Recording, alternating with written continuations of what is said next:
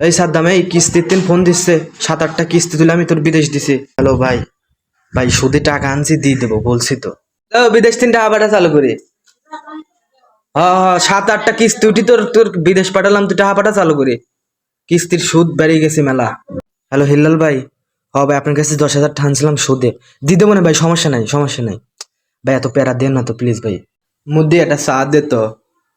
আরে ভাই চাতে একটু চেনি বেশি দিবি পারেন না, আমরা কি মুরব্বি টুরব্বি নাকি?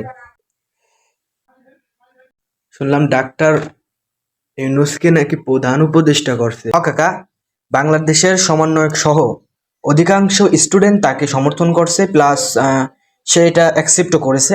খুব শীঘ্রই তার হাতে দেওয়া হবে।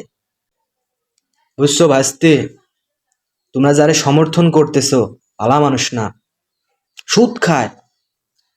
আমরা চিনি, তোমরা তো 2 দিনের পোলা, আমরা চিনি বুঝছো। সাডা করা হয়েছে রে। তোমরা যারা সমর্থন করলা ভুল করলা।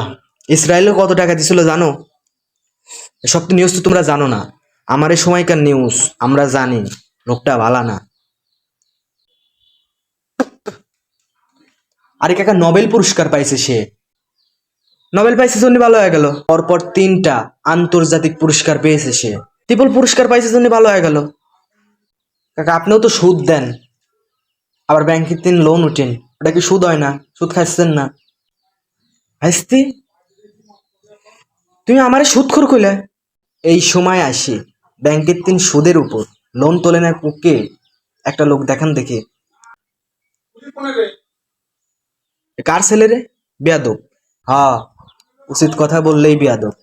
4 বিল কাইল দেবো নি, চরম লেভেলের।